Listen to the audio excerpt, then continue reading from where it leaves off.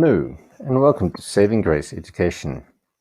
In this year's sixth history lesson on the Shang Dynasty, we'll be looking at living in the Shang Dynasty.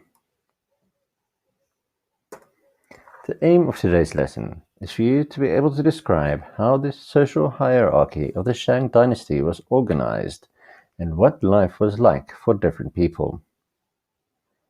The following statements are today's success criteria.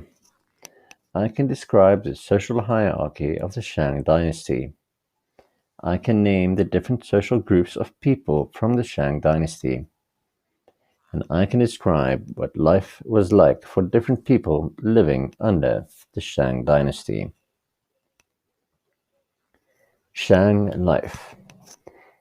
In around 1600 BC, King Cheng Tang took power and the Shang Dynasty began. Cheng Tang had the support of 40 other kingdoms when he came to power, overthrowing Ji, the last king of the Xia dynasty, who had been mistreating his own people. There are no photographs dating back to the Shang dynasty, but examination of a number of different sources of evidence has enabled an artist to draw pictures showing what life could have been like. Look at your Shang life poster. Discuss what the scene can tell us about what it may have been like to live under the Shang dynasty. Well, let's have a look at the Shang's social hierarchy. Consider the following questions. What can you learn about the way Shang society was organized by looking at this diagram? What do you notice about the sizes of the different sections? And which social group consisted of the largest number of people? Remember, when we say hierarchy, it means that something is organized from something that is less important to more important. When you have a look at the bottom of this pyramid, you will see that it is occupied by slaves. In the rung above that are peasant farmers. In the middle of the pyramid, we find merchants. Third from the top are craftsmen. Second from the top are government officials, priests, and warriors.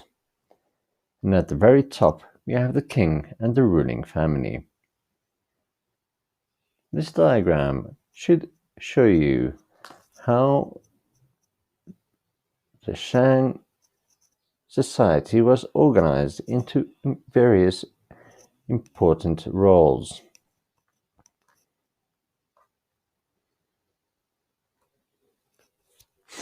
Did you work out that life under the Shang rule was very different for different people? And is it still the same way today? Can you work out where different classes of society would fit in the Shang's social hierarchical structure? The people, the king and ruling family. Right at the top of the social hierarchy was the king and his royal family, who lived a life of sheer luxury. They lived in the capital city in ornately decorated palaces made from wood and clay bricks, containing beautiful tiles and intricately carved bronze and jade sculptures. They also grew flowers and spices in walled gardens. Their clothes were made of the finest silk with beautiful complex embroidery patterns. They were also served exquisitely prepared meals consisting of a wide range of delicacies, including a large number of meats like horse, beef, chicken, pork, mutton, and deer. The king and ruling family made all the important decisions on how the kingdom was to be run.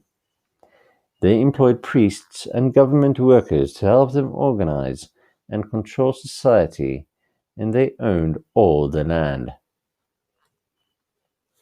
The priests and government officials.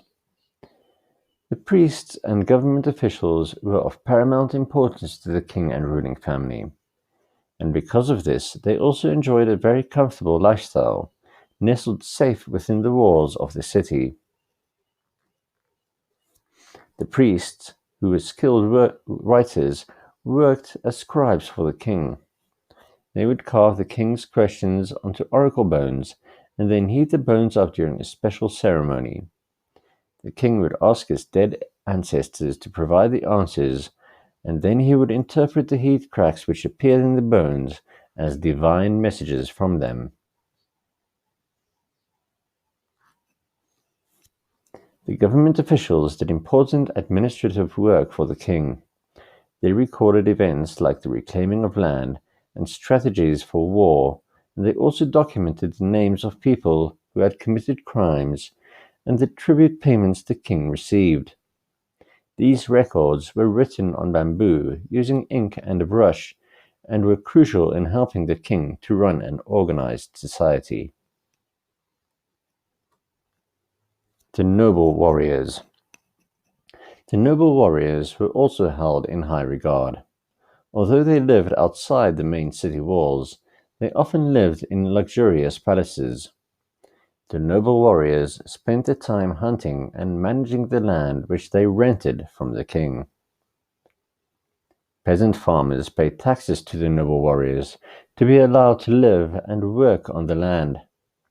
The farmers were allowed to keep some of the produce themselves, but most went to the noble warriors who, in turn, paid much of it tribute to the king. The noble warriors also had the very important job of providing protection for the king and the ruling family. They were skilled fighters and defended the capital city from external attacks.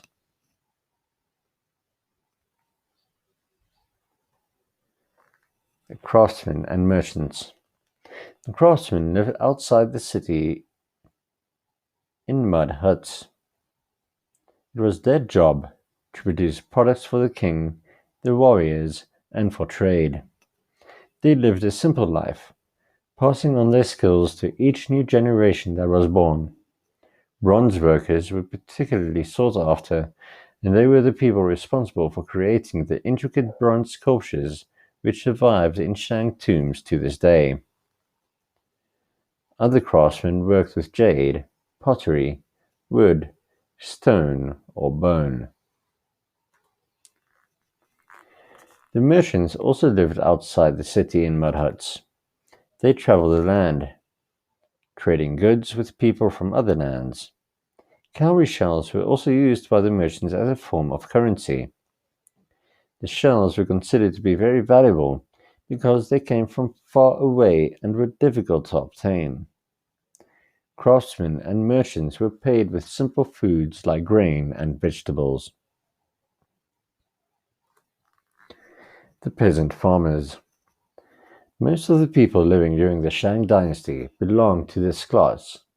They lived out of the countryside, farming areas of land which were controlled by the noble warriors. Life as a farmer was very labor-intensive, and the farmers lived in harsh conditions, often in holes dug out of the ground and covered with makeshift roofs. The peasant farmers wore tunics made of rough linen. The farmers were allowed to keep a small amount of the crops they produced, and if they were found to be keeping more than their share, they were severely punished. Some of the crops they harvested included millet, wheat, barley, and rice. They used oxen to plow the land, and chickens were kept for their eggs and to provide meat for the aristocracy. The only meat the peasant farmers would get to eat was fish that they caught themselves. The slaves. Shang slaves were usually prisoners of war and sometimes convicted criminals. They were made to undertake hard labor, often building tombs and palaces. Shang slaves were treated very harshly and were sometimes sacrificed to the gods. They were also frequently buried alive with their masters, as it was thought that they could then continue to serve them in the afterlife.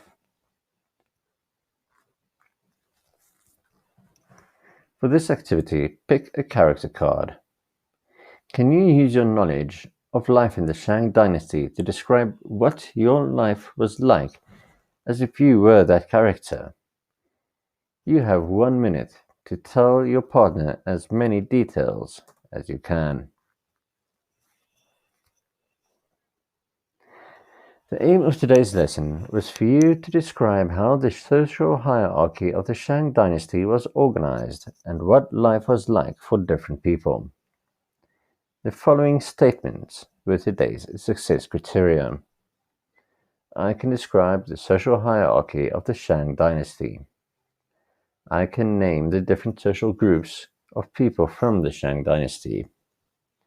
And I can describe what life was like for different people living under the Shang dynasty.